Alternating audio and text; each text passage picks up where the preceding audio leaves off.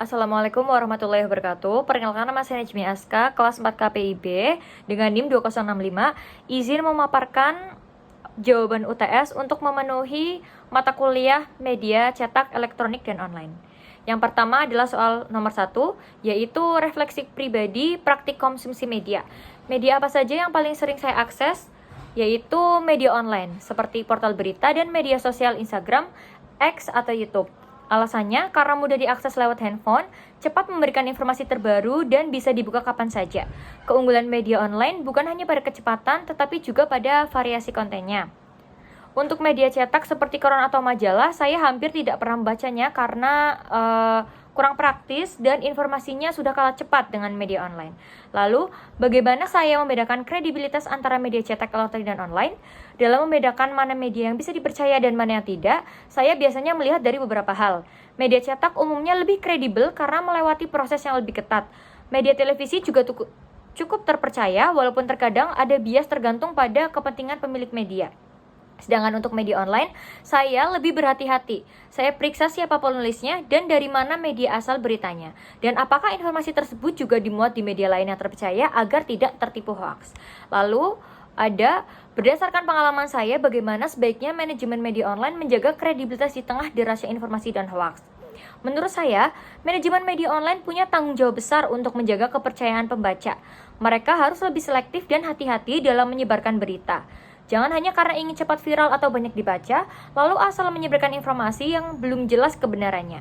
Media juga perlu memiliki tim pengecek fakta dan menyediakan klarifikasi jika ternyata ada berita yang salah, seperti itu. Lalu lanjut nomor 2, yaitu perbandingan konsumsi media generasi berbeda.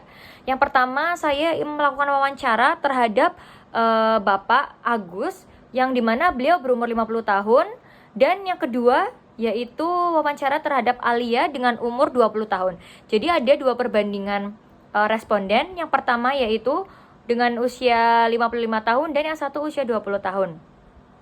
Media apa yang paling sering mereka konsumsi? Media cetak, elektronik, atau online? Untuk Bapak Agus, lebih sering menggunakan media online, khususnya Kompas Online, Kompas TV, dan Detik News. Ia menyebut media cetak sudah sangat jarang dikonsumsi karena tidak praktis. Lalu Alia menjawab, hampir seluruh informasi dikonsumsi melalui media online, terutama melalui smartphone. Jenis media yang sering digunakan adalah portal berita online, media sosial, dan video pendek. Lalu, apa alasannya mereka memilih media tersebut? Bapak Agus, yaitu yang pertama memilih media online karena lebih praktis dan mudah diakses, sudah banyak media mainstream yang tersedia dalam bentuk digital, dan akurasi kredibilitas informasi dari media seperti Kompas dan Detik masih terjaga. Lalu, Alia memilih media online dianggap paling efektif dan relevan dengan alasan mampu menjangkau audiens luas secara real time.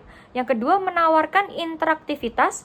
Yang ketiga, biaya lebih efisien dibanding media cetak dan memungkinkan analisis performa konten dan penyesuaian strategi pemasaran. Lalu, apa yang bisa dipelajari dari perbedaan pola konsumsi ini untuk pengembangan manajemen media? Perbandingan antara responden usia 55 tahun dan 20 tahun tersebut menunjukkan bahwa media online saat ini digunakan oleh semua kelompok usia. Namun, cara dan alasan mereka menggunakannya berbeda. Responden yang berusia 55 tahun lebih memilih media online yang berasal dari sumber berita terpercaya seperti Kompas dan Detik. Karena baginya, keakuratan dan kredibilitas informasi adalah hal yang paling penting. Ia tidak lagi membaca media cetak, tapi tetap memilih media online yang punya reputasi baik dan sudah dikenal sejak lama. Sementara itu, responden berusia 20 tahun lebih menyukai media online karena lebih cepat, praktis, dan bisa diakses di mana saja melalui ponsel.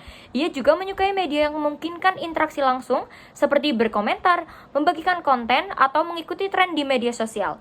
Media online dinilai lebih fleksibel dan sesuai dengan gaya hidup digital anak muda yang serba cepat dan dinamis. Begitulah pemaparan dari saya. Sekian, wassalamualaikum warahmatullahi wabarakatuh.